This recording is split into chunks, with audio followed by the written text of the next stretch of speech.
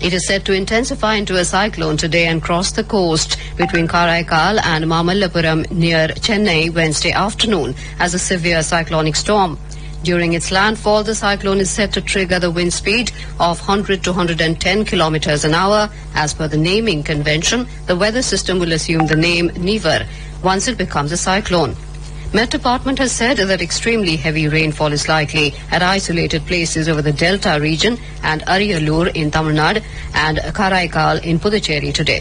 Chennai and its adjoining districts in central Tamil Nadu are set to get heavy to very heavy rainfall under the impact of the weather phenomenon. On Wednesday, the day of the landfall of the cyclone, extremely heavy rainfall is likely to occur at isolated places in 8 districts, including in the Delta region and North Interior districts in Tamil Nadu and neighbouring Puducherry. Heavy to very heavy rain is expected in 13 other districts, including Chennai and its adjoining areas. Isolated heavy rainfall is likely in 4 of the northwestern districts. Fishermen have been asked not to venture into the sea during the period due to rough weather. More from our correspondent. The Tamil Nadu Chief Minister Edappadi Palaniswamy had a review meeting on the cyclone Nivar with his cabinet colleagues and senior officials in Chennai last evening. As a measure of precaution, bus services have been suspended in the Delta districts and Chengalpattu and Viluppuram from today. The Southern Railway has already suspended its operation of trains in the vulnerable routes. The public have been asked to avoid travel in their vehicles until the cyclone subsides. All major water bodies are under constant vigil and sandbags are kept ready to plug any breaches. Telecom service providers have been asked to keep emergency plans ready to ensure an unhindered connectivity. The Chief Minister has asked the public to have the battery cell operated radio sets with them to get updated with reliable information on the cyclone, as there is the possibility of the power lines getting shut down. Jai Singh, AR News, Chennai. Foreign Secretary Harshvardhan Shringla will pay an official visit to Nepal on the 26th and 27th November 2020. This will be the first visit of the Foreign Secretary to Nepal since he assumed charge.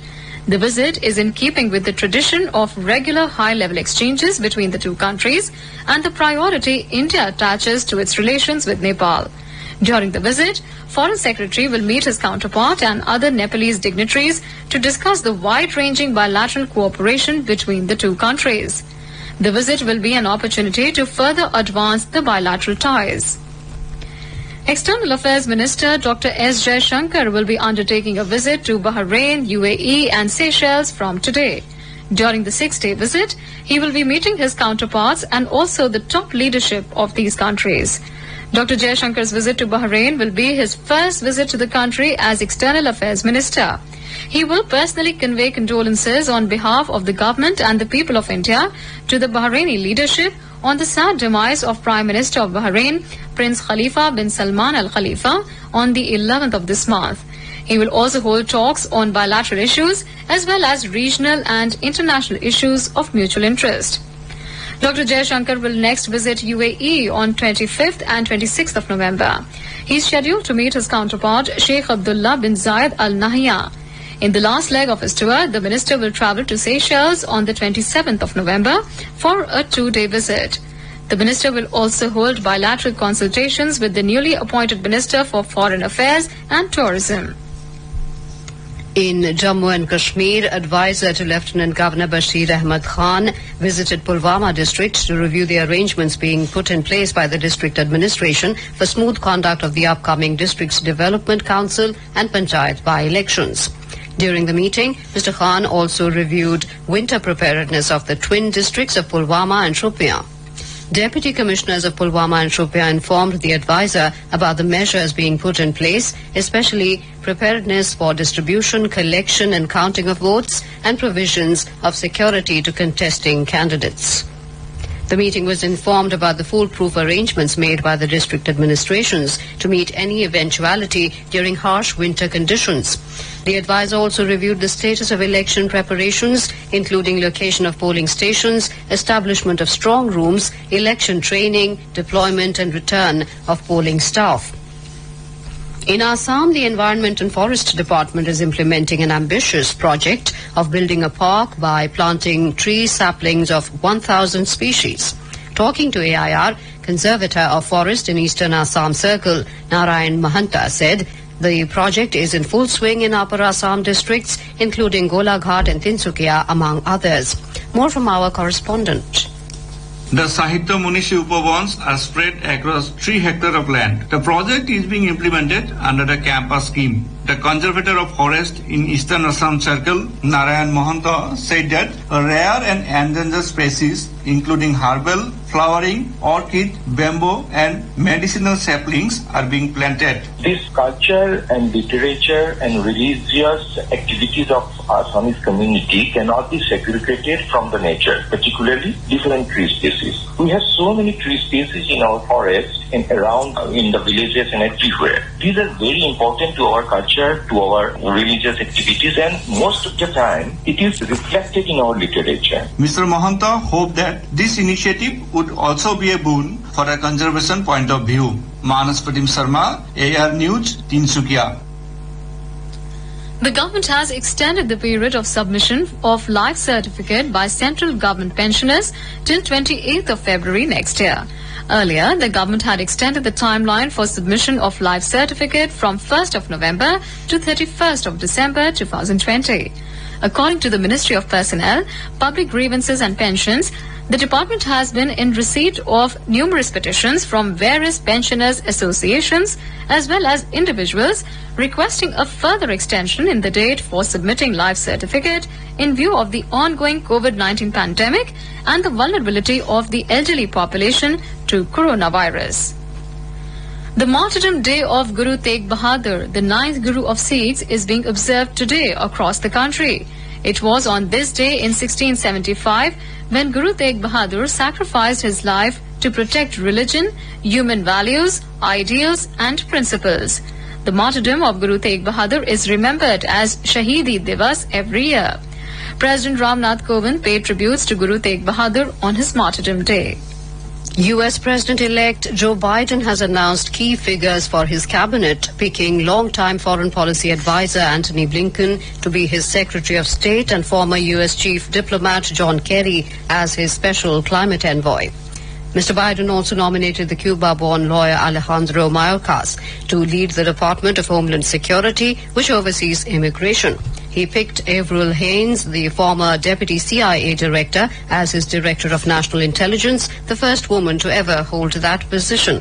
Mr. Biden also said that longtime diplomat Linda Thomas Greenfield will be nominated to serve as his ambassador to the United Nations with status as a cabinet member. Now let us take a look at the weather forecast for today. Jammu witnessed a minimum temperature of 12 degrees Celsius, while maximum will be around 20 degrees. The city will have a generally cloudy sky with light rain. Srinagar will have rain or snow. Temperature will hover between 1 degree Celsius and 6 degrees. In Leh, the sky will be generally cloudy with light rain. Minimum temperature was -5 degrees Celsius, while the maximum will be around 1 degree. Gilgit will experience light snow with temperature hovering between -1 degree Celsius to 8 degrees. Muzaffarabad is likely to have thunderstorm with rain. The temperature will move from 4 to 14 degrees Celsius. In Dehradun, temperature will hover between 10 and 23 degrees. Sky will be partly cloudy with possibility of development of thunder and lightning. Chandigarh will have a generally cloudy sky. The temperature is likely to move from 13 to 22 degrees. The national capital or between 10 and 25 degrees Celsius. Mumbai will observe a mainly clear sky. Temperature will vary between 20 and 32 degrees Celsius. Chennai will have thunderstorm with hail. Temperature will hover between 23 and 31 degrees. Kolkata is likely to have a partly cloudy sky. The city observed a minimum temperature of 16 degrees Celsius and is likely to experience maximum temperature of 28 degrees. In Hyderabad, the minimum temperature will be 20 degrees Celsius, while maximum will be 30 degrees. City will have a generally cloudy sky with light rain or drizzle. And now an overview of today's newspapers. Boost for India as Oxford shot up to 90% successful. Headlines the Hindustan Times in a crucial development, raising realistic expectations of a vaccine by the year end. 1 crore health workers to get first dose. PM to hold meeting with CMs today, writes the Indian Express. Supreme Court raises concerns over COVID relapse, is the lead in the Pioneer, as the Apex Court asks Centre states to file status report in 2 days. The Times of India notes, Delhi weekly cases drop after 5 weeks, but deaths rise to highest in India. After 2 months, rail services resume in Punjab, observes the Tribune. LOC, massive operation on to look for tunnels that terrorists could use. The Asian Age reports on security forces using high-tech gadgets, including satellite imagery, to find tunnels along the entire LOC and the international border with Pakistan. Under fire, facing heat within, Kerala government holds back social media law, states the Indian Express. And finally, the Economic Times reports, Google looking to share chat in Indian languages, with Google in preliminary talks to acquire the regional language social media platform. And now, before we end the bulletin, the headlines once again. Finance Minister Nirmala Sitharaman says government will take more steps to continue the momentum of economic reforms in the country. Foreign Secretary briefs ambassadors of various countries on Pakistani terrorists' plot to carry out attack in Jammu and Kashmir. COVID-19 recovery rate improves to 93.68%. All educational institutions closed in Himachal Pradesh till 31st December. And widespread rain lashes several districts of Tamil Nadu due to a depression in Bay of Bengal. And with that, we end the morning news. Have a nice day.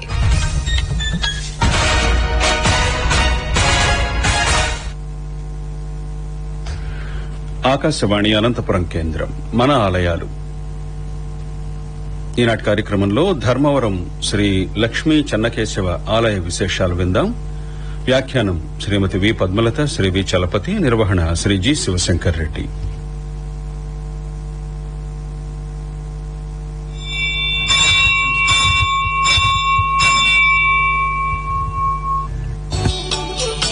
సనాతన ధర్మ పరిరక్షణకు కేంద్ర బిందువులైన దేవాలయాల విశేషాలను తెలిపే మన ఆలయాలు కార్యక్రమానికి శ్రోతలకు స్వాగతం.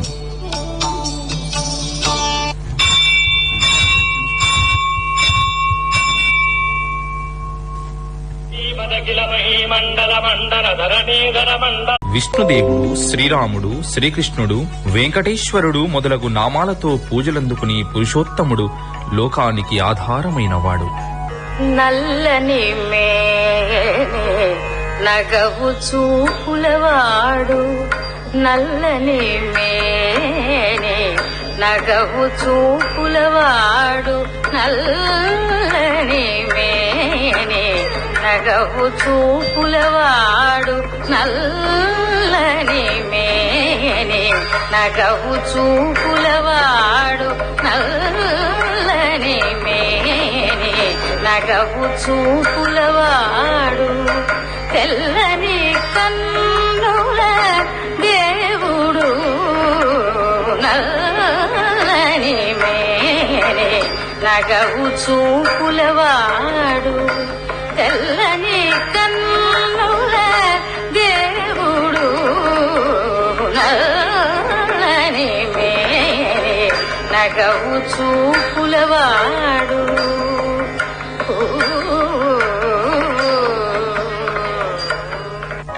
స్వామివారి అన్ని నామాలలోకి కేశవ అన్న నామం అమృతమయమైనది. శ్రీ మహావిష్ణువు ద్వాపరయుగంలో కృష్ణ పరమాత్ముడిగా అవతరించారు. స్వామివారు జన్మించినది దేవకీ వసుదేవులకే అయినప్పటికీ పెరిగింది యశోదానందుల ఇంటనే.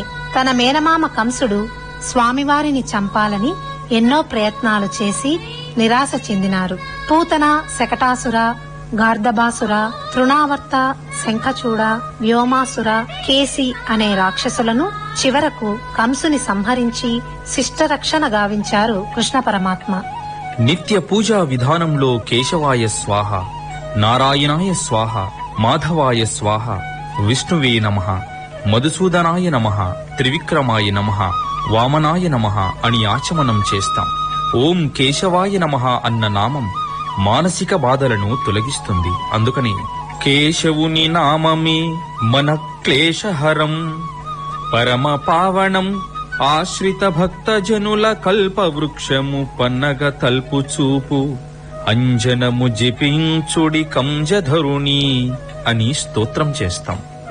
పోతనగారి భాగవత రచనను అనుసరించి గోకులంలో పెరుగుతున్న బాలకృష్ణుడిని ఎలాగైనా సంహరించాలని కంసుడు ప్రతినిత్యం కొత్త పథకాలు పన్నుతూ ఉండేవాడు. ఈ దురాలోచనలకు కంసుడి పరివారం సహకారం అందిస్తుండేవారు. వీరు ఏదో ఒక విధంగా బాలకృష్ణుడిని మట్టు పెట్టదలచి ఆయన చేతిలో ప్రాణాలు పోగొట్టుకునేవారు. పసిబాలుడు మహాబలవంతులైన రాక్షసులను ఎలా సంహరించగలుగుతున్నారో అని గోకులం ఆశ్చర్యపోయేది. కంసుడు తన స్నేహితుడైన కేసి అన్న రాక్షసుణ్ణి కృష్ణుణ్ణి చంపమని పురమాయించాడు. కేసి గుర్రం రూపంలో గోకులంలోకి ప్రవేశించాడు. దాని సకలింపుకు గోకులం అంతా భయకంపితమయ్యింది.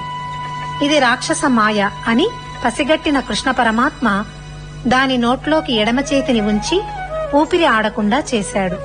ఊపిరి ఆడని కేసి మరణించాడు. ఈ రాక్షసుడి మరణంతో బాలకృష్ణుడికి కేశవ అన్న నామం కలిగింది. చెన్నకేశవ స్వామి లక్ష్మీ అమ్మవారితో కలిసి ఈ భూమండలంలో విశేష పూజలందుకుంటున్నారు.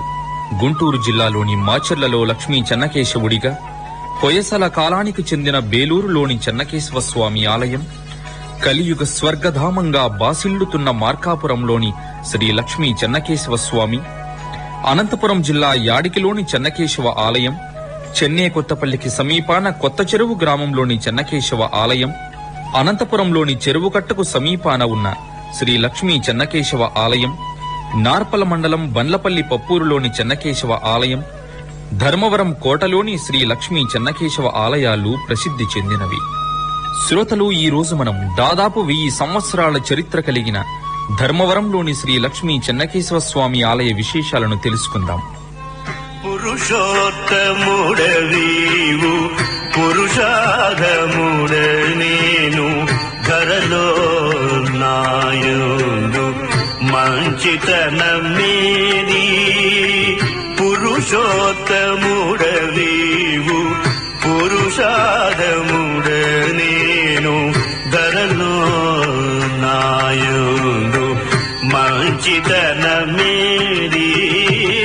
పురుషోత్తముడవీవు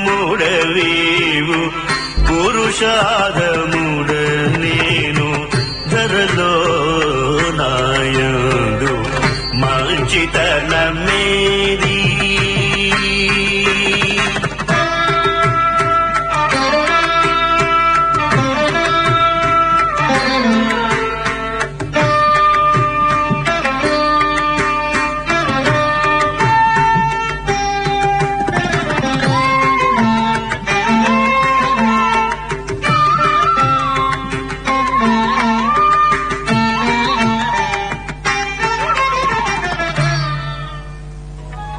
చేనేత పరిశ్రమకు ప్రసిద్ధి చెందిన ధర్మవరం కోటలోని బ్రాహ్మణ వీధిలో నెలకొని ఉంది ఈ ఆలయం. 1000 సంవత్సరాల కాలం నాటి శిల్పకళకు అద్దం పడుతుంది ఈ ఆలయం. నేడు జనావాసాలు పెరగడం వల్ల పట్టణంగా పరడవిల్లుతోంది ధర్మవరం.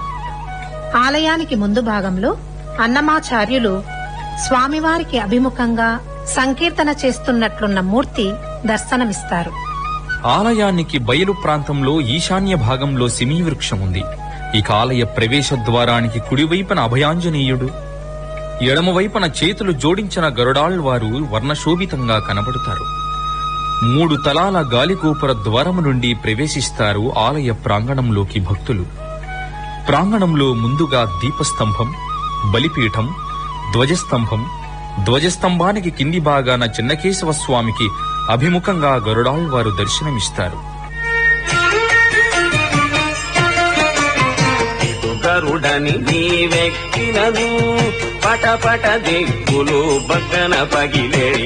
గరుడని నీవెక్కినను పటపట దిక్కులు బగ్గన పగిలే.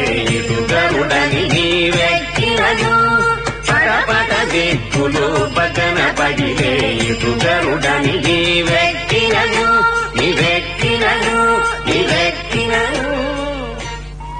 తదనంతరం భక్తులు చిన్న మంటపం దాటుకుని ముఖమంటపంలోకి ప్రవేశిస్తారు. దీర్ఘచతురస్రాకార మంటపంలో ఎడమవైపు గణపతి, కుడివైపున ఆంజనేయుడు కొలువయ్యారు. ఈ మంటపం నుంచి విశాలమైన ముఖమంటపంలోకి భక్తులు ప్రవేశిస్తారు. 4 స్తంభాలు కలిగిన ఈ ముఖమంటపంలో స్తంభాలపై చక్కని శిల్పకళను చూడవచ్చు. ఎడమవైపున మొదటి స్తంభం పైన గణపతి, ఏనుగు, గోవత్సం, తప్పెటగుళ్ల కళాకారుడు, నాగబంధం, కాళీయమర్దన కృష్ణుణ్ణి చూడవచ్చు. దీనికి సమాంతరంగా ఉన్న కుడివైపున స్తంభంపై గంధర్వులు, యక్షులు, వెన్నముద్ద కృష్ణుడు ఉన్నారు. ఎడమవైపున గల 2వ స్తంభంపై వెంకటేశ్వర స్వామి, కోతి, సర్పరూప సుబ్రహ్మణ్య స్వామి. ఈ స్తంభానికి సమాంతరంగా ఉన్న స్తంభంపై గోవత్సం, సూర్యుడు, వేణుగోపాల స్వామి, వేటకత్తి శిల్పాలను మలిచారు. ముఖమంటపాన్ని దాటి భక్తాదులు సుఖనాసిక మంటపంలోకి ప్రవేశిస్తారు. అక్కడ ద్వారపాలకులు, ఎడమవైపున పన్నిద్దాళ్వారులు, రామానుజులు, కుడివైపున విశ్వక్షేణులు ఆసీనులై ఉన్నారు. సుఖనాసిక తరువాత అంతరాళం, ఇక్కడ చెన్నకేశవ స్వామి వారి ఉత్సవ విగ్రహాలను చూడవచ్చు. తదనంతరం గర్భాలయంలో 1 అడుగు పద్మపీఠంపై 4 అడుగుల సుందర చతుర్భుజ శ్రీ లక్ష్మీ చెన్నకేశవ స్వామి వారిని దర్శించవచ్చు. స్వామివారి పైభాగాన కుడి చేతిలో శంఖం, ఎడమ చేతిలో చక్రం, కుడివైపున కింది భాగాన అభయాస్తంతో, ఎడమవైపున గదాధారి అయి సుస్మిత వదనముతో హృదయ భాగాన హృదయేశ్వరి అయిన శ్రీ మహాలక్ష్మి అమ్మవారిని ధరించి ఉంటారు. మేఘశ్యామం పీత కౌశేయవాసం శ్రీవత్సాంకం కౌస్తుభోద్భాసితాంగం పుణ్యోపేతం పుండరీకాయతాక్షం విష్ణుం వందే సర్వలోకైకనాథం. నమః సమస్త భూతానామాదిభూతాయ భూభృతే అనేక రూప రూపాయ విష్ణవే ప్రభ విష్ణవే. సశంఖ చక్రం సకిరీట కుండలం సపీత వస్త్రం సరసీరుభేక్షణం సహార వక్షస్థల శోభికౌస్తుభం నమామి విష్ణుం శిరసా చతుర్భుజం. ఛాయాయాం పారిజాతస్య హేమ సింహాసనోపరి ఆసీనమంబుదశ్యామమాయతాక్షమలంకృతం చంద్రాననం చతుర్బాహుం శ్రీవత్సాంకిత వక్షసం రుక్మిణీ సత్యభామాభ్యాం సహితం కృష్ణమాశ్రయే. స్వామివారికి చుట్టూతా దశావతారాలు కలిగిన ప్రభావళి ఉంటుంది.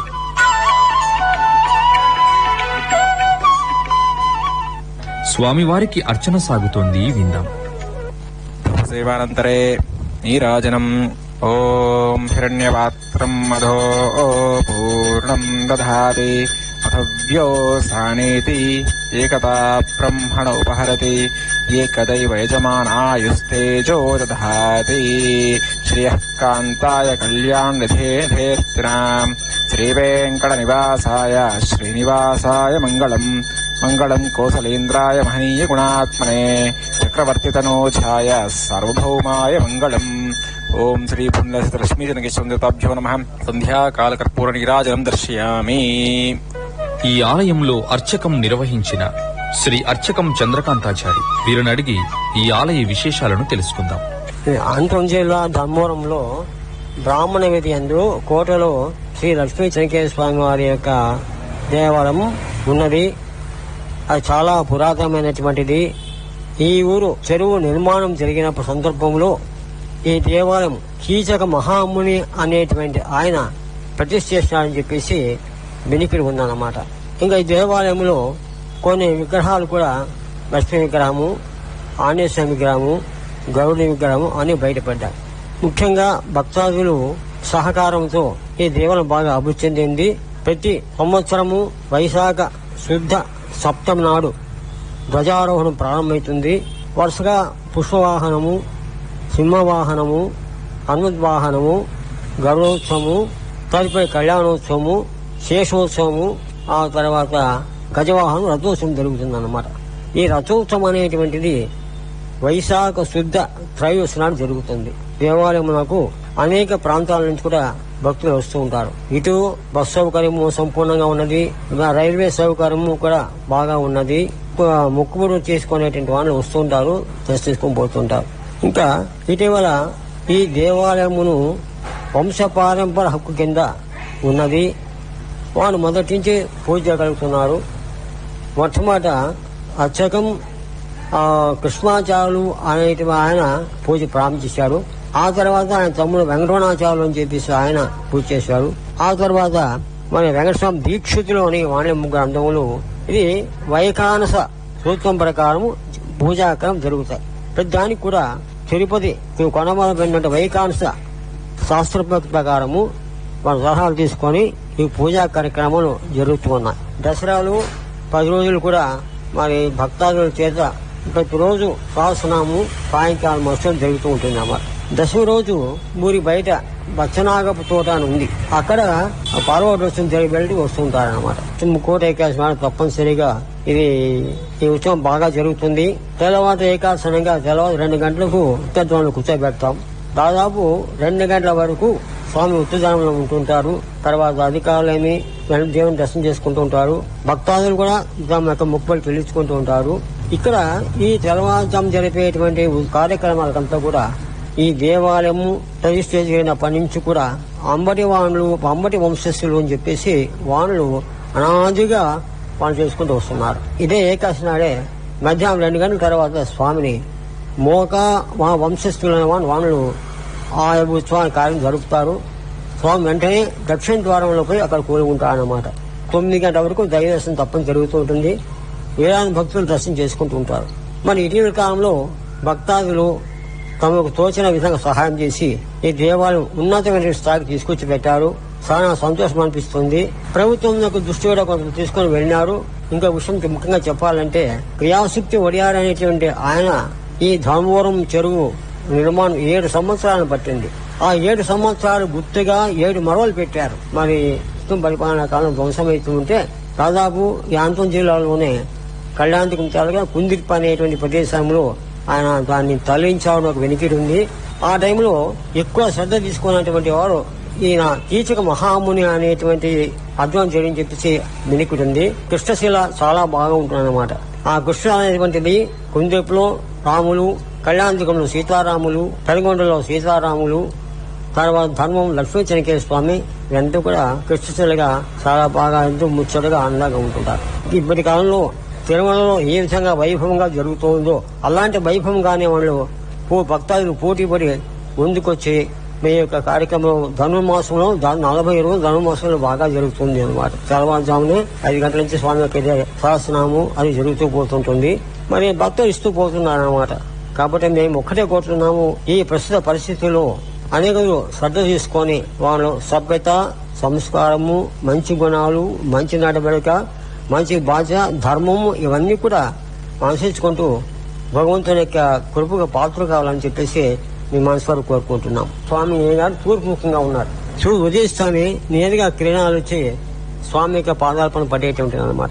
కానీ ఇటీవల కొంతమంది మరి అత్యుత్సాహంతో ఆ జ్యోతిషం కొంచెం మార్పు చేశారు. తిరుమలలో కొండపైన మాదిరిగా ఉన్నట్టు చేసిన దాని వల్ల ఇప్పుడు కాస్త సూర్యకిరణాలు సరిగా పడవన్నమాట. అయినా కానీ ఆ భగవంతుని యొక్క రూపం అనేటువంటిది ఎంతో సుందరంగా వైభవంగా ఉంటుంది అన్నమాట. మహాద్వారం అనేటువంటిది మొదట్లో ఉందన్నమాట. అది కూడా భక్తాదుల చేత నిర్మించబడినది. పూర్వకం చాలా చిన్నగా ఉండేటువంటిది, కానీ ఇప్పుడు ఇటీవల బాగా అభివృద్ధి చేయండి అనమాట. ఆ తర్వాత ముఖ మండపం ఒకటి వస్తుంది. ఇంతకుముందు ఏమి లేదు, కానీ ఇటీవలనే దాన్ని యొక్క ప్రత్యేక శ్రద్ధ తీసుకొని ఒక అరుగు పైన వినాయకుడిని, మరొక అరుగు అభయాంజనేయస్వామిని పేరు పెట్టారనమాట. ఇంకా లోపలికి పోతున్నట్లే మధ్యరంగం వస్తుంది. ఆ మధ్యరంగంలో వచ్చి మామూలుగా ఈ ద్వారపాలకనే ఉన్నారన్నమాట. ఆ అంకణం ఉంది. ఆ అంకణం లోపలికి వెళ్ళినట్టే మొత్తం ఆడవాళ్ళంతా ఉన్నారు. సాంప్రదాయంగా ఆడవాళ్ళు ప్రతి అందరూ ఉన్నారనమాట. దాన్ని కూడా బాగా శ్రద్ధగా చేసి శాంతింభంగా చేశారనమాట. మేము లోపలికి వెళ్ళామంటే అక్కడ కేవలం స్వామి వారికి ఉత్సవీకరణ మాత్రం అది కొలతల ప్రకారం పెట్టారు.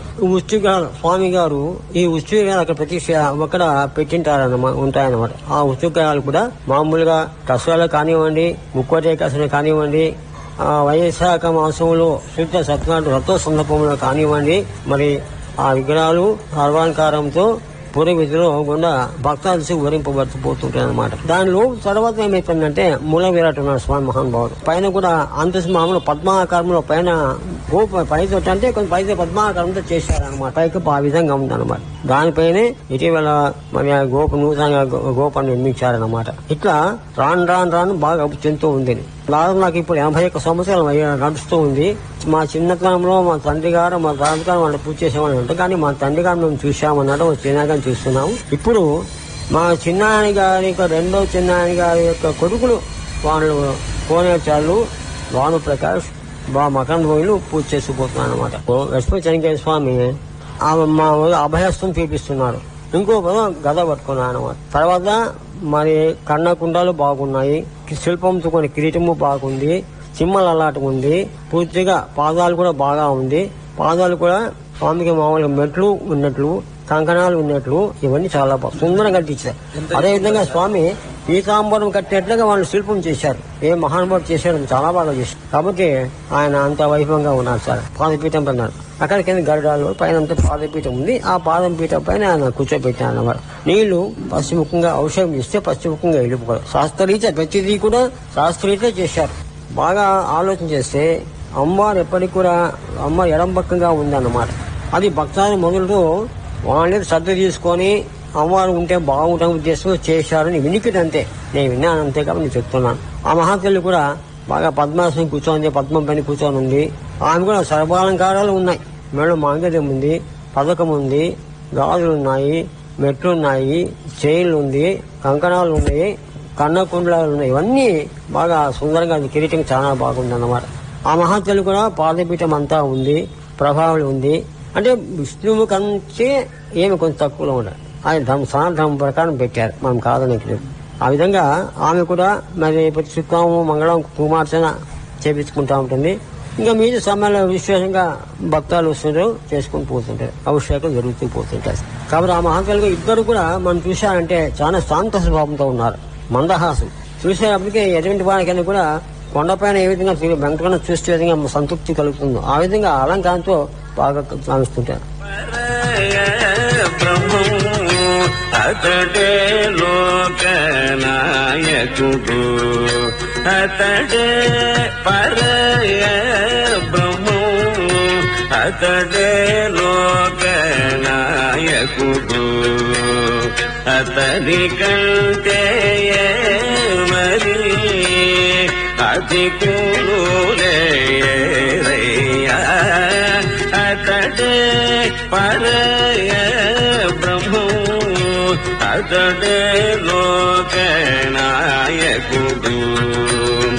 అతని కంటే మరి అతి కూలేరయ్యా, అతడే పరయ బ్రహ్మం.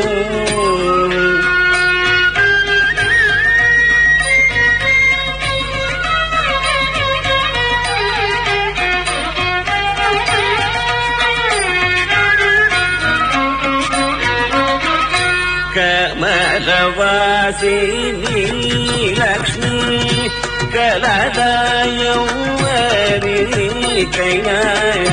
కమలవాసిని లక్ష్మీ కలదాయౌవరికైనా, కమలనాభూని వారికి మొదటి చూస్తున్నాం కాబట్టి చాలా అభివృద్ధి జరిగింది. అదేవిధంగా భక్తాదులకు కూడా బాగా భగవంతుడు అన్ని సౌకర్యాలు కలుగజేసి అందరినీ కాపాడాలని చెప్పి మేము కోరుకుంటున్నాం. ఈ ప్రతిష్టాన్ని ఏంటంటే మామూలుగా మా తూర్పు నుంచి గుడి చుట్టూ దర్శనం చేసుకోవచ్చు, దోషం కూడా చేసుకోవచ్చు, దోషం చుట్టూ చేసుకోవచ్చు. ఇటీవల కల్వాడు రామ్ కుమార్ అనేటువంటి ఆయన ధర్మకర్తగా ఎన్నికైన తర్వాత ఆయన భక్తుల సహకారం తీసుకొని మన టేకుతో తేరు చేశారు. ఆ టేకు తేరు అనేటువంటిది మామూలుగా తిరుమలలో కొండపైన చిన్నగా ఉందన్నమాట. కానీ ప్రత్యేకంగా మహిళలు మాత్రమే ప్రతి శుక్రవారం నాడు మహిళలు మాత్రమే భజనతో వాళ్ళ పేరు లాగుతారు. స్వామి దక్షిణ ద్వారం ఉంది, ఉత్తర ద్వారం ఉంది.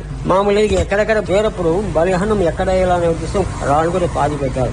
శాస్త్ర ప్రకారం బలిహనం ఎక్కడ వేయాలా అని చేసి పెట్టారు. పాదాలు కూడా పెట్టారు గరుడునికి ఎదురుగా. ఎందుకు గరుడు విష్ణువు యొక్క వాహనం కాబట్టి గరుడుకి ఎదురు పెట్టారనమాట. అక్కడ భక్తులు వస్తుంటారు, వాళ్ళ యొక్క స్వామి పైన బీజాక్షరాలు ఉన్నాయి, పాదాలు కడుగుతూ ఉంటారు, వాళ్ళు పశువుగా పూలు చేస్తుంటారు. అదేవిధంగా చూడండి, ఇంకా పక్కటు మామూలుగా ఆంజనేయ స్వామి ఉన్నాడు, స్తంభాలకంతా ఆంజనేయ స్వామి ఉన్నాడు, వినాయకుడు ఉన్నాడు. ఆంజనేయ స్వామి సింధూరంతో ప్రతి మంగళవారం రోజు ఆంజనేయ స్వామి ఇంకా సింధూరం తులిసి తమలపాకుల హారం వేసి పూలహారం వేసి వాళ్ళు చిన్న నైవేద్యం కొబ్బరికాయ కొట్టి చేసుకుంటూ పోతుంటారు. ఇట్లా మొత్తం దేవాలయంకు తర్వాత కొంతమంది అదే పనిగా సత్యనారాయణ స్వామి యొక్క ఫోటో పెట్టారు, కృష్ణు యొక్క అష్టోత్తరంతో రాపించారు. తర్వాత మిగతా శ్లోకాలన్నీ కూడా అన్ని రాసి పెట్టారు. ఎవరైనా భక్తులు రావచ్చు, చదువుకోవచ్చు. ఆ విధంగా అనుకూలం చేశారు సార్. కాబట్టి చాలా అభివృద్ధి జరిగింది అన్నమాట ఇప్పట్లో. ప్రత్యేకంగా స్వామికి ప్రతిరోజు మామూలుగా తెల్లవారుజామున 5 గంటలకు తలుపు ఇస్తారు సార్. సుప్రభాతం పెట్టిన తర్వాతనే స్వామికి పూజ కార్యక్రమం జరుగుతుంది. అయితే మహానైవేద్యం చేస్తూ పోతుంటారు అనమాట. అక్కడి నుంచి మామూలుగా భక్తులు వస్తుంటారు నుంచి వచ్చి 12 టైం 10-11 వరకు ఉంటారు. మధ్యలో ఎవరు వచ్చినా తలుపు ఇస్తాము, కొబ్బరికాయ మనకు అర్థం చేస్తూ పోతుంటారు. అదే మళ్ళీ సాయంకాలము 5 గంటల దాకా తలుపు ఇస్తారు సార్. అక్కడ 9-8 గంటల వరకు దేవుడికి దర్శనం బాగా జరుగుతుంది సార్. ఇలా జరిగేటువంటి సార్. ఇంకా భక్తులు కానీ అవసరాలు ఇస్తుంటారు. ఆ సమయంలో కొందరు పులిహోర అంటారు, పొంగల్ అంటారు, పురాణం అంటారు. కోరిక ప్రకారం ఇవి మేము చేసి సమర్పించుకుంటూ ఉంటాం సార్. అంటే వారికి ఆశ్వీజ మాసం దసరా 10 రోజులు కూడా కుంకుమాష్టమి నుంచి 10 రోజులు జరుగుతుంది సార్. ఆ 10 రోజులు కూడా జగ్గా వంశస్థులు అంటే మొదటి నుంచి ఉన్నారు. చెనకేశ్వర స్వామి దేవస్థానం ప్రతిష్టాపన వాళ్ళ పెద్దోళ్ళంతా కలిసి తప్పనిసరిగా దసరాలో పార్టీ మొదలు విజయదశమి వరకు వాళ్ళ స్వామికి ఇక్కడ తులసార్చన జరుగుతుంది, లక్ష్మికి అష్టోత్తరం జరుగుతుంది. సాయంకాలం ఆ విధంగా జరుగుతూ పోతుంటుంది సార్. విజయదశమి నాడు మాత్రమే తప్పనిసరిగా ఊరిపై 3 కిలోమీటర్ల స్వామి అశ్వవాహనం పైన బయలుదేరి అక్కడ పూజాక ముగించుకొని మళ్ళీ యథాపరంగా రాగలుగుతూ పోతుంటారు. మొదటి నుంచి కూడా మోక వంశస్థులైన వాళ్ళు, అమ్మటి వాళ్ళు, ఆ తర్వాత వీళ్ళంతా కూడా పట్టుగా చేస్తున్నారు సార్. శ్రీ లక్ష్మీ చెన్నకేశ్వర స్వామి వారి ఆలయానికి సంబంధించిన ఎన్నో వివరాలు తెలిపారు శ్రీ అర్చకం చంద్రకాంతాచారి గారు. మీకు నమస్కారాలు. స్వామివారి ఆలయానికి ఉత్తర భాగాన తూర్పు ముఖంగా శ్రీ లక్ష్మీ అమ్మవారి ఆలయం ఉంది. శ్రీ లక్ష్మీ అమ్మవారు చతుర్భుజాలు కలిగి పద్మాసన ఆసీనురాలై ఉన్నారు. 15 స్తంభాల మంటపం ఉంది ఇక్కడ. శ్రీచక్రం, హనుమంతుల శిల్పాలను స్తంభాలపై చెక్కారు. ఇక ఆలయంలో విశాలమైన ప్రదక్షిణా పథం ఉంది. ఆలయం మంటపాలపై ప్రధాన కోష్టకంలో శ్రీ లక్ష్మీ చెన్నకేశవ స్వామి, ప్రదక్షిణా పథంలో వెళ్లినప్పుడు దశావతార మూర్తులను భక్తులు చూడవచ్చు. వివాహాది శుభకార్యాలకు నైరుతి మూలన కళ్యాణ మంటపం ఉంది. ఆలయం వెనుక భాగాన అశ్వత్థ వృక్షం, నాగులకట్ట, సర్పరూప సుబ్రహ్మణ్య స్వామి, వాయవ్య మూలన శ్రీవారి ప్రసాద తయారీకై పోటును నిర్మించారు. స్వామివారి గర్భాలయంపై ఏకకలశ గోపురం బహుశిల్పాల నిర్మితం. శ్రోతలు, మనం ఇంతవరకు అనంతపురం జిల్లా ధర్మవరంలో నెలకొన్న శ్రీ లక్ష్మీ చెన్నకేశవ స్వామి వారి ఆలయ విశేషాలను తెలుసుకున్నాం కదా. వచ్చే వారం మరొక దేవాలయం గురించి తెలుసుకుందాం. అంతవరకు నమస్తే.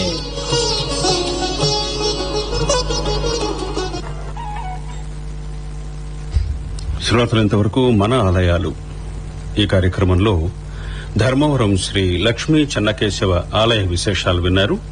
వ్యాఖ్యానం శ్రీమతి వి పద్మలత, శ్రీ వి చలపతి, నిర్వహణ శ్రీ జి శివశంకర్ రెడ్డి.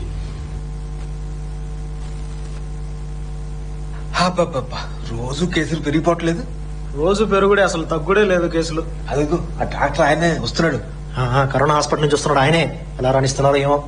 ఎలా వండిస్తున్నారా మీరు? నాకు అర్థం కాదు. బుద్ధుందా? ఏం మాట్లాడుతున్నారు అసలు? ఆ డాక్టర్ల వల్లనే ఈ కరోనా వ్యాధి తగ్గి ఎంతమంది ఇంటికి వస్తున్నాం మనం. వాళ్ళని ఎట్లా అంటున్నారా మీరు అసలు?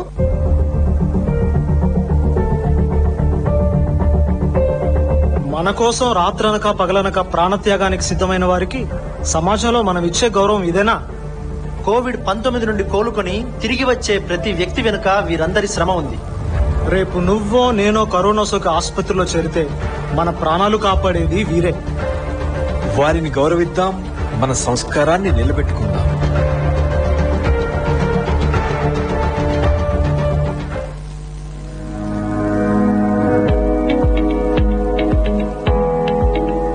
నమస్కారం అన్నా. అరే రఘు, ఇటు దూరంగా వెళ్ళిపోతున్నావు. పైగా నమస్కారం అంటున్నావు, కొత్తగా ఎప్పుడు లేంది. అంటే నమస్కారం అన్న సంస్కారం కదన్నా. ఏదో ఉంది వెనక మతలపు. అంటే కరోనా ఉంది కదన్నా. అలా అసలు విషయం చెప్పు. కరోనా దెబ్బకి మనం నమస్కారాలకు వచ్చాం, కానీ ఇది బాగుంది రఘు. ఇదే కరెక్ట్ పద్ధతి. ఎందుకంటే ఇప్పుడుండే పరిస్థితుల్లో ఈ నమస్కారమే సరైన సంస్కారం. ఇలా నమస్కారం చేస్తేనే మనం కరోనా వ్యాప్తిని చాలా వరకు దూరం చేసుకోవచ్చు. సరే రఘు, నమస్కారం సంస్కారం అంతా బాగుంది, కానీ నువ్వేం తెలుసుకున్నావు ఇంతకీ కరోనా గురించి? అంటే చేతులు కలపొద్దన్నారు, ఎవరైనా దగ్గుతుంటే తుమ్ముతుంటే దూరంగా ఉండమన్నారు, అట్లనే కుదిరితే మాస్కులు కూడా పెట్టుకోమన్నారన్న. కరెక్ట్. తెలుసుకోవాల్సిన సమాచారం కరెక్ట్ గానే తెలుసుకున్నావు, కానీ ముఖ్యంగా చేతులు శుభ్రంగా ఉండాలి. అంటే మనం ఎప్పటికప్పుడు బయటకు వెళ్తాం, ఇంట్లోకి వస్తాం, రకరకాల పనిముట్లు మనం ముట్టుకుంటాం కాబట్టి శానిటైజర్ గాని సబ్బుతో గాని తరచుగా మనం చేతులు కడుక్కోవాలి. చాలా సందర్భాల్లో మనం గమనిస్తుంటాం, మనకు కూడా తెలుసు, చేతులు మొహం మీద పెట్టడం, కళ్ళు నులుముకోవటం ఇలా చేస్తాం కదా. వీలైనంత వరకు అది తగ్గించుకుంటే మంచిది. ఓకే అన్న, నమస్కారం అన్న. నమస్కారం రఘు. చూసావా, నేను కూడా నమస్కారంలోకి వచ్చేసాను.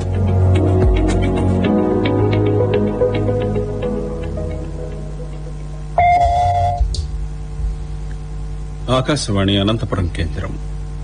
సమయం 9:30 కావస్తోంది. మరి కొంచెం సేపట్లో కోవిడ్-19 ప్రత్యేక వార్తలు హైదరాబాద్ కేంద్రం నుండి.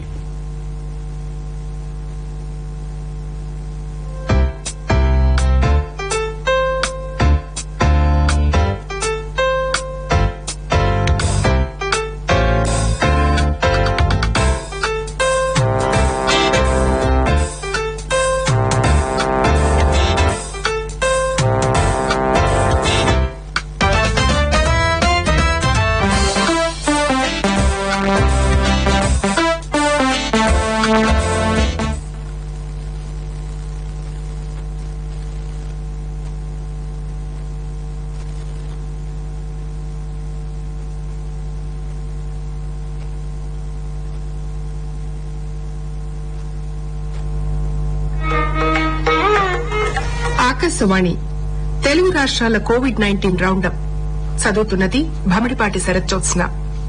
ముఖ్యాంశాలు. తెలంగాణలో నిన్న 921 కోవిడ్ పాజిటివ్ కేసులు నమోదయ్యాయి. జీహెచ్ఎంసీ పరిధిలో కొత్తగా 146 కేసులు నమోదయ్యాయి. తెలంగాణలో సినిమా థియేటర్లు, మల్టీప్లెక్స్లను 50% సీట్ల సామర్థ్యంతో తిరిగి తెరిచేందుకు ప్రభుత్వం అనుమతించింది. ఆంధ్రప్రదేశ్లో గత 24 గంటల్లో 545 కొత్త కరోనా కేసులు నమోదయ్యాయి. దేశంలో గడిచిన 24 గంటల్లో 41,024 మంది కోవిడ్ నుంచి కోలుకున్నారు.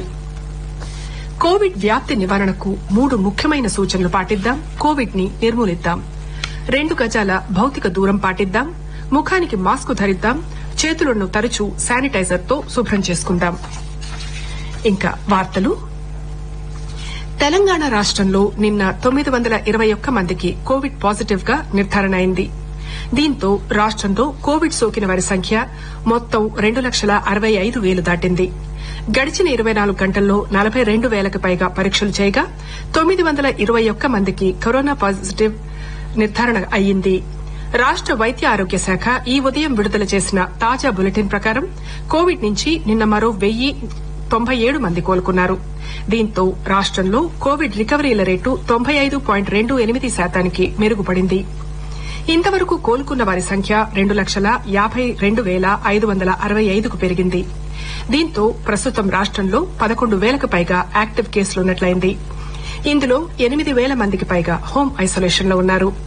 కాగా నిన్న మరో 4 మరణించడంతో రాష్టంలో కోవిడ్ సంబంధిత ఇతర సమస్యలతో మరణించిన వారి సంఖ్య 1,437గా నమోదైంది. ఇలా ఉండగా జీహెచ్ఎంసీ పరిధిలో తాజాగా 146 కరోనా పాజిటివ్ కేసులు నమోదయ్యాయి. గడిచిన 24 గంటల్లో మేడ్చల్ మల్కాజిగిరి జిల్లాలో 81, భద్రాద్రి కొత్తగూడెం 71, రంగారెడ్డి జిల్లాలో 61 కోవిడ్ కేసులు కొత్తగా నమోదయ్యాయి. జగిత్యాల 50, నల్గొండ 49, కరీంనగర్ జిల్లాలో 44, వరంగల్ అర్బన్ 45, ఖమ్మం 36, సూర్యాపేట 31 కోవిడ్ కేసులు కొత్తగా నమోదయ్యాయి. మీ ఆరోగ్యమే మాకు ముఖ్యం అంటూ రాష్ట ప్రభుత్వం కోవిడ్ 2వ వేవ్ గురించి రాష్ట ప్రభుత్వం ప్రజలను ఎస్ఎంఎస్ సందేశాల ద్వారా హెచ్చరిస్తోంది. కొన్ని రాష్ట్రాల్లో 2వ వేవ్ కోవిడ్ కేసుల నేపథ్యంలో ప్రజలందరూ కోవిడ్ జాగ్రత్తలు పాటిస్తూ జాగ్రత్తగా ఉండాలని ముఖ్యమంత్రి పేరిట ఈ ఎస్ఎంఎస్లను పంపుతున్నారు. ఎక్కడకు వెళ్లినా మాస్క్ తప్పనిసరిగా ధరించాలని, భౌతిక దూరం పాటించాలని, ఒకే చోట గుమిగూడవద్దని, చేతులను సబ్బుతో తరచూ శుభ్రం చేసుకోవాలని, అనుమానం వస్తే ప్రభుత్వ ఆరోగ్య కేంద్రాలలో కోవిడ్ పరీక్షను ఉచితంగా చేయించుకుని వైద్యుల సూచనలు పాటించాలని ముఖ్యమంత్రి ప్రజలకు విజ్ఞప్తి చేశారు. ఆంధ్రప్రదేశ్లో గత 24 గంటల్లో 545 కొత్త కరోనా కేసులు నమోదయ్యాయి. గత 24 గంటల్లో ఆంధ్రప్రదేశ్లో 47,130 శాంపిళ్లను పరీక్షించారు. గత 24 గంటల్లో 1,390 మందికి కోవిడ్ నుంచి కోలుకుని వివిధ ఆసుపత్రుల నుంచి డిశ్చార్జ్ అయ్యారు. గుంటూరు జిల్లాలో అత్యధికంగా 117 కోవిడ్ పాజిటివ్ కేసులు నమోదయ్యాయి. ఆ తరువాతి స్థానంలో తూర్పుగోదావరి జిల్లా ఉంది. తెలంగాణలో సినిమా థియేటర్లు మల్టీప్లెక్స్లను 50% సీట్ల సామర్థ్యంతో తిరిగి తెరిచేందుకు ప్రభుత్వం అనుమతించింది. కంటైన్మెంట్ జోన్ల వెలుపల తక్షణం ఈ థియేటర్లు తిరిగి తెరవచ్చు. ఒకేసారి వివిధ షోలు జరగకుండా చూసేందుకు షో వేళలను నియంత్రించాలని కూడా ప్రభుత్వ ప్రధాన కార్యదర్శి సోమేష్ కుమార్ జారీ చేసిన ఉత్తర్వుల్లో పేర్కొన్నారు. ప్రేక్షకులు, సిబ్బంది, చిన్న వ్యాపారాలతో సహా అందరూ అన్ని వేళలా మాస్కులు ధరించాలని, ఎంట్రీ ఎగ్జిట్ ద్వారాల వద్ద హ్యాండ్ శానిటైజర్లు ఉండేటట్లు కోవిడ్ మార్గదర్శకాలని పాటించేటట్లు చూసే బాధ్యత థియేటర్లు, మల్టీప్లెక్స్ యాజమాన్యంపై ఉందని పేర్కొన్నారు. అన్ని థియేటర్లలో ఎయిర్ కండిషనింగ్ 24 నుంచి 30 డిగ్రీల సెల్సియస్ మధ్య ఉండాలని పేర్కొన్నారు. దేశంలో గడిచిన 24 గంటల్లో 41,024 మంది కోవిడ్ నుంచి కోలుకున్నారు. దీంతో దేశంలో ఇంతవరకు కోవిడ్-19 నుంచి కోలుకున్న వారి సంఖ్య 85,62,641కి చేరింది. కోవిడ్ రికవరీ రేటు 93.68% నమోదైంది. కాగా గడిచిన 24 గంటల్లో 44,059 వైరస్ కేసులు బయటపడ్డాయి. దీంతో మొత్తం కేసుల సంఖ్య 91,39,866కు పెరిగింది. దేశంలో ప్రస్తుతం 4,43,486 యాక్టివ్ కేసులున్నాయి. ఇక గత 24 గంటల్లో మరో 511 మంది కోవిడ్ బాధితులు చనిపోయారు. దీంతో దేశంలో కోవిడ్ మృతుల సంఖ్య 1,33,738కి చేరింది. కోవిడ్ మరణాల రేటు 1.46% ఉంది. ఇతర రాష్ట్రాల్లో కోవిడ్ పరిస్థితులను గమనించినట్టయితే హిమాచల్ ప్రదేశ్ లో కోవిడ్ కేసులు పెరుగుతుండటంతో అన్ని విద్యా సంస్థలను డిసెంబర్ నెలాఖరు వరకు మూసివేయాలని హిమాచల్ ప్రదేశ్ రాష్ట ప్రభుత్వం నిర్ణయించింది. హిమాచల్ ప్రదేశ్ లోని 4 జిల్లాల్లో రాత్రి కర్ఫ్యూను కూడా అమలు చేస్తున్నారు. రాజస్థాన్ లో కోవిడ్ ప్రమాదకర పరిస్థితి దిశగా సాగుతున్నట్టు రాజస్థాన్ ముఖ్యమంత్రి అశోక్ గెహ్లాట్ తెలిపారు. ప్రజా ప్రయోజనాన్ని దృష్టిలో ఉంచుకుని ఈ విషయంలో కఠిన నిర్ణయాలు తీసుకున్నట్టు ఆయన తెలిపారు. ఉత్తరప్రదేశ్ లో కోవిడ్ కేసులు తిరిగి పెరుగుతూ ఉండడంతో కోవిడ్ మార్గదర్శకాలను సవరించారు. వివాహాలు, ఇతర ఫంక్షన్లకు హాజరయ్యే అతిథుల సంఖ్యను ఉత్తరప్రదేశ్ ప్రభుత్వం 100కు పరిమితం చేసింది. ఇతర రాష్ట్రాల్లో కరోనా కేసులు పెరుగుతుండటంతో బీహార్లో 15 రోజుల హై అలర్ట్ ప్రకటించారు. ఇందుకు సంబంధించి ప్రభుత్వ ప్రధాన కార్యదర్శి దీపక్ కుమార్ నేతృత్వంలో ఉన్నత స్థాయి సమావేశం నిర్వహించారు. మాస్కులు ధరించని వారిపై కఠిన చర్యలు తీసుకుంటామని ఆయన హెచ్చరించారు. మాస్క్ లేకుండా వాహనాలు నడిపే వారి వాహనాలు స్వాధీనం చేసుకుంటామని, దుకాణాల యజమానులు, కస్టమర్లు మాస్కులు ధరించాలని, లేకుంటే షాపులను సీలు వేస్తామని హెచ్చరించారు. ఆకాశవాణి కోవిడ్-19 రౌండప్ వింటున్నారు. కోవిడ్ నిబంధనలకు అనుగుణంగా రాజకీయ పార్టీలు జీహెచ్ఎంసీ ఎన్నికల ప్రచారాన్ని కొనసాగిస్తున్నాయి. గ్రేటర్ హైదరాబాద్ మున్సిపల్ కార్పొరేషన్ ఎన్నికల్లో మొత్తం 150 వార్డుల్లో 1,122 మంది అభ్యర్థులు ఈసారి బరిలో ఉన్నారు. ఇప్పటికే కాలనీల్లో ప్రచారం ఊపందుకోగా ఎన్నికల అధికారులు అందజేసిన సవరించిన సమాచారం మేరకు అధికార తెరాస మొత్తం 150 స్థానాల్లో పోటీ చేస్తుండగా బీజేపీ 149, కాంగ్రెస్ 146 చోట్ల పార్టీ అభ్యర్థులను పోటీలో ఉంచాయి. బహదూర్పురా నియోజకవర్గంలోని నవాబ్ సాబ్ కుంట డివిజన్లో బీజేపీ అభ్యర్థి పోటీకి దిగినా సరైన పత్రాలు సమర్పించలేదని నామినేషన్ తిరస్కరించడంతో అక్కడ ఆ పార్టీ అభ్యర్థి పోటీలో లేరు. అత్యధికంగా చాంద్రాయణగుట్ట నియోజకవర్గం జంగంమెట్ డివిజన్ నుంచి 20 మంది అభ్యర్థులు బరిలో నిలవగా అత్యల్పంగా ముగ్గురేసి అభ్యర్థులు ఉప్పల్, జీడిమెట్ల, బార్కస్, నవాబ్ సాబ్ కుంట, టోలీ చౌకీ డివిజన్లలో పోటీలో ఉన్నారు. డిసెంబర్ 1వ తేదీ నుండి కోవిడ్-19 ప్రత్యేక రైళ్లతో సహా అన్ని రైళ్లను నిలుపు చేస్తారని సామాజిక మాధ్యమాల్లో వైరల్ అయిన ఒక సందేశాన్ని ప్రభుత్వం ఖండించింది. డిసెంబర్ 1వ తేదీ తర్వాత రైళ్ల సర్వీసులు నిలుపు చేసే విషయంలో తాము ఎటువంటి నిర్ణయం తీసుకోలేదని రైల్వే మంత్రిత్వ శాఖ కూడా స్పష్టం చేసింది. ప్రధానమంత్రి నరేంద్ర మోదీ ప్రతి నెల ఆకాశవాణి ద్వారా దేశ ప్రజలతో తన మనసులోని మాటను పంచుకునే మన్ కీ బాత్ కార్యక్రమం ఈ నెల 29న ప్రసారమవుతుంది.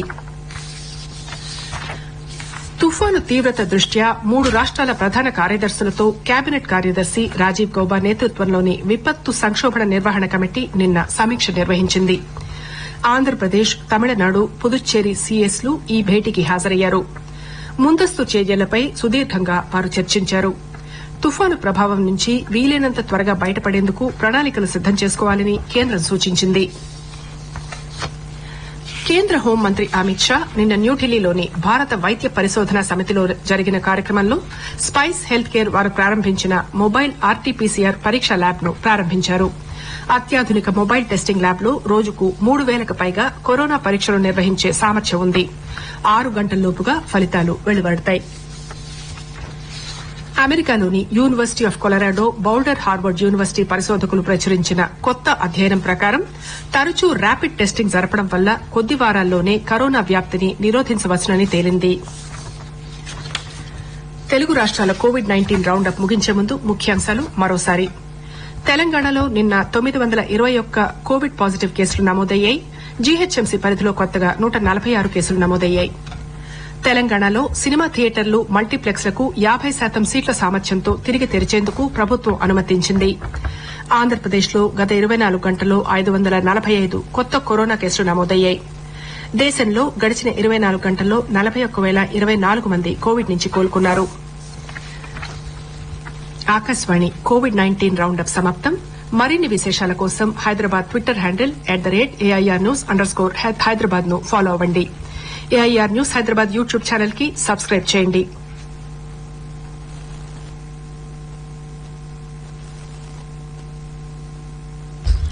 ఆకాశవాణి అనంతపురం కేంద్రం చిత్రసీమ కార్యక్రమంలో ముందుగా నీ స్నేహం చిత్రం కోసం రాజేష్, ఉషా పాడిన సీతారామ శాస్త్రి గీతం, సంగీతం ఆర్పి పట్నాయక్.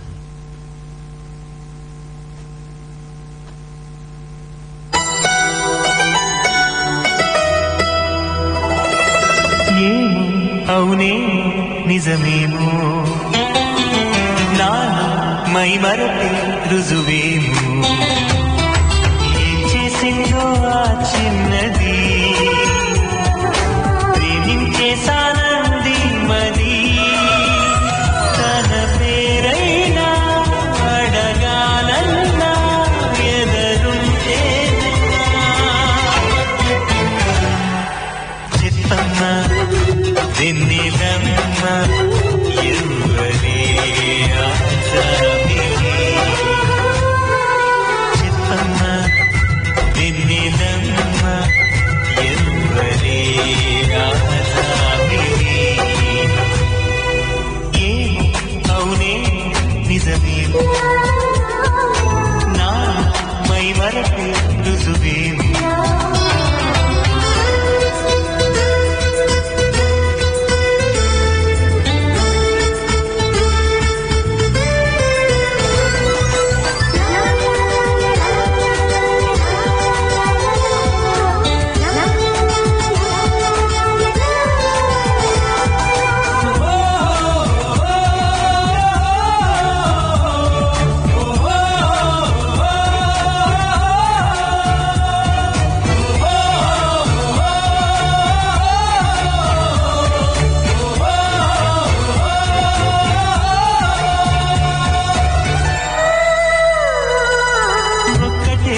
జ్ఞాపకం ఆమెతో పరిచయం మబ్బులో మెరుపులా తగలటం అక్కడే ఆ క్షణం మొదలు ఈ లక్షణం నిద్రలో నడకలా సాగటం ఆ మెరుపు కంట పడుతుంది తన జంట కలిసి నడవంది ఈ మరపు వదలనంటుంది ఇంకెలా చిత్తమ్మ పావురమా ఆమెతో ఈ సంగతి అవునే నిజమేమో నా మై మరపే రుజువేమో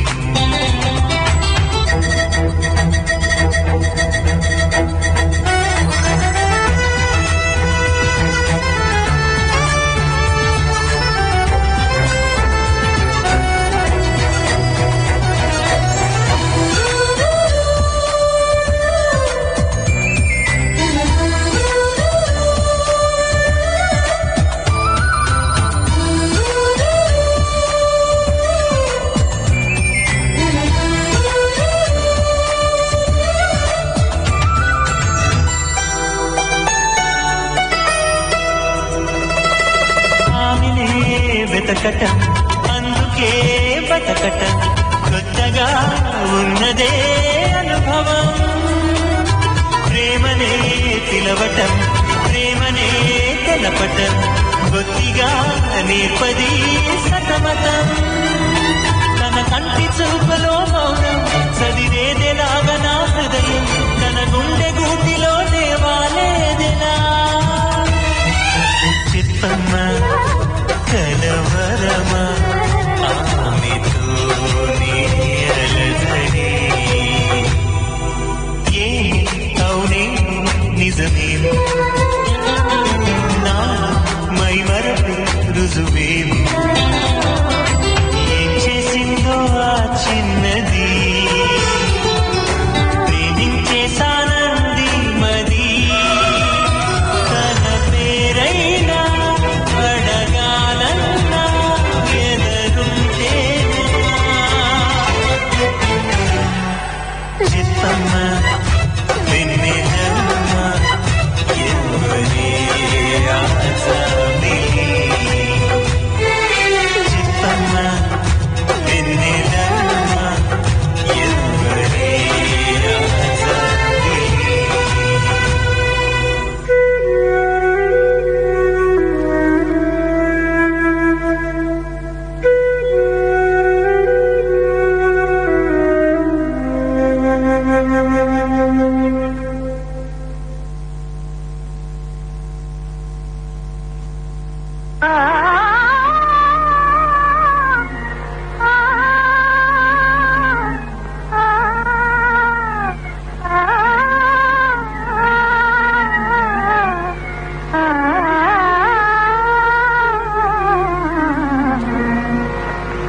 జీవితమే సఫలము జీవితమే సఫలము జీవితమే సఫలము రాగసుధా భరితము ప్రేమ కథా మధురము జీవితమే సఫలము రాగసుధా భరితము ప్రేమ కథా మధురము జీవితమే సఫలము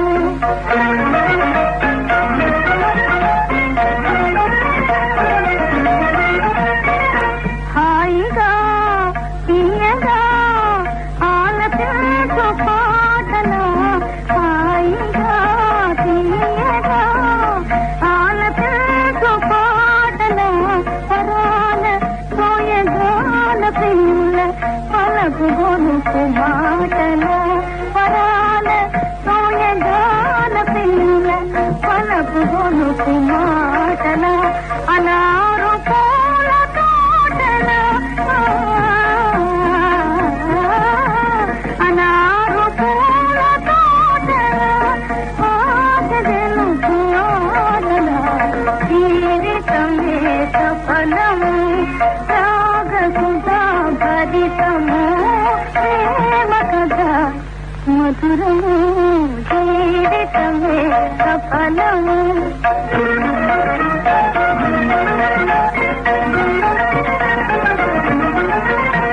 వసంత మధుర సీమల ప్రశాంత సాంధ్య వేళల వసంత మధుర సీమల ప్రశాంత సాంధ్య వేళల అంతులేని వింతల అనంత ప్రేమ లీలల అంతులేని వింతల అనంత ప్రేమ లీలల వరించు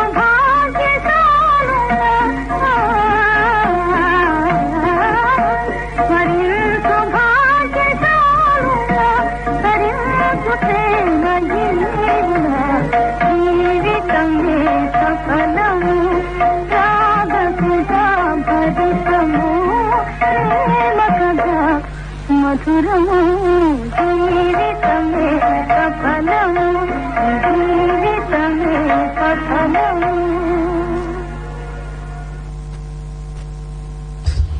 అనార్కలి చిత్రం కోసం చిక్కి పాడిన సముద్రాల గీతం అది.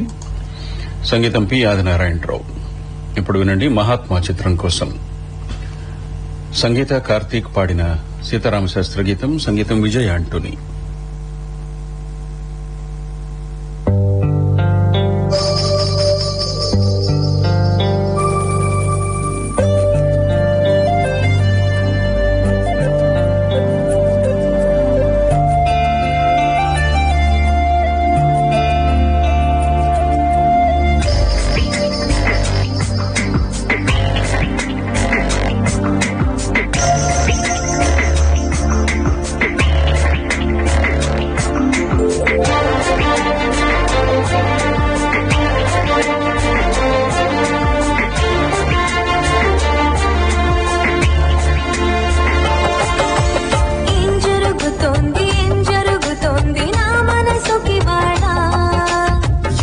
వెతుకుతోంది ఏం వెతుకుతోంది నా వయసి వేళ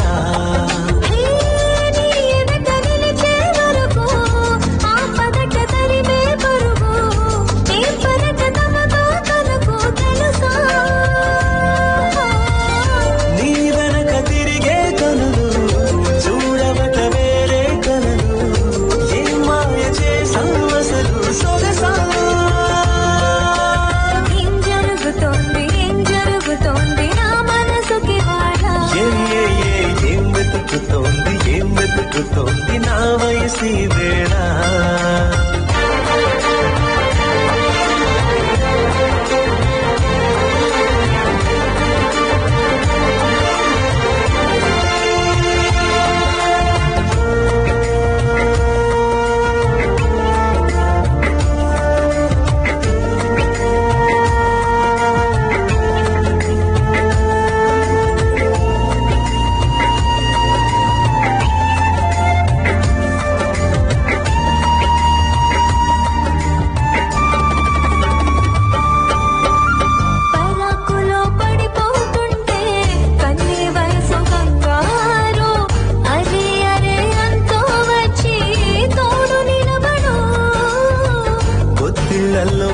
పాపల్లే పాతికేళ్ల మగీడు ఎక్కికి ఏం కావాలందో అడుగు అమ్మడు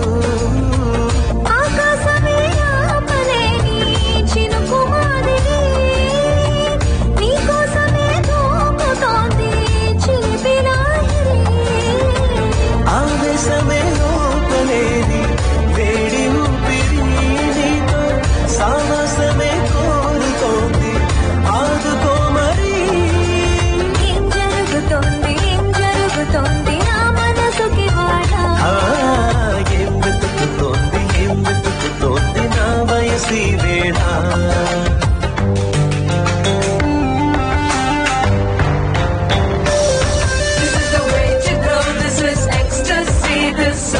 Just a wake mimicry, feeling is so meant to be. You're just indescribable, can't you see? Knocks me down, you're fading Emily. Best of survival, yes indeed.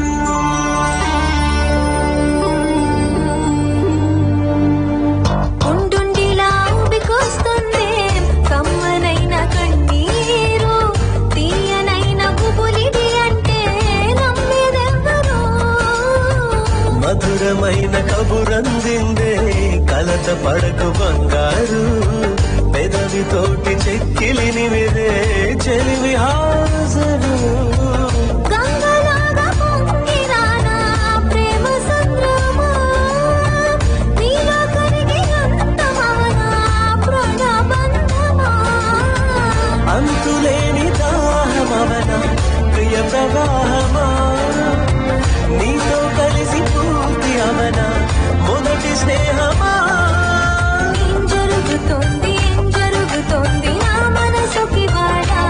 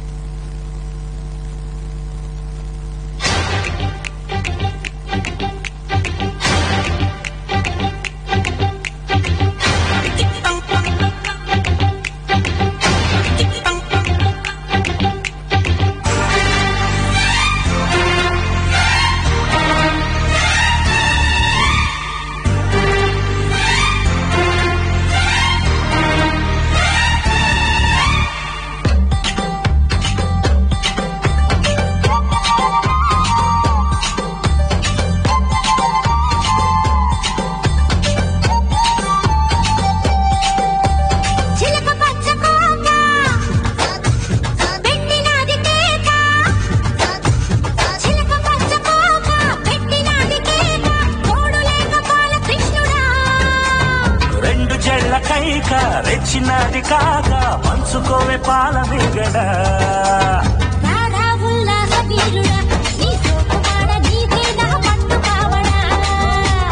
వస్తే నా పూల చంగిడి నీ దశ చక్క ఇస్తావా మంత బావిడే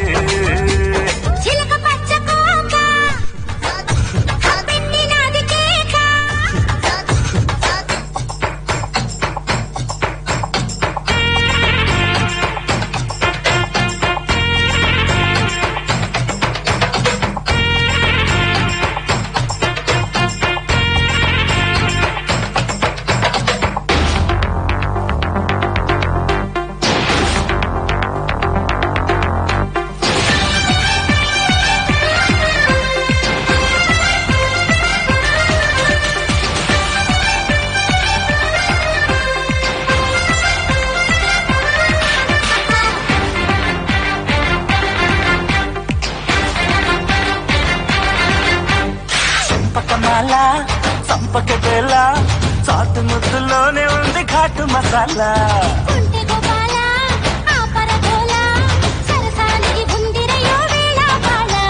వద్దక చేసి హద్దు ఉందంటే తిక్క రెచ్చిపోదవసే తూగుటుయాలా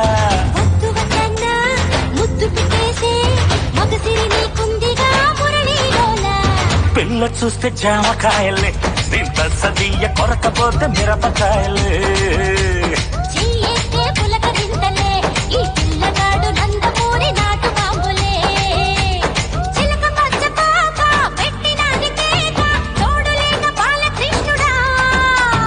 రెండు జళ్ళ కైక రెచ్చినది కాక పంచుకోవే పాల మిగడ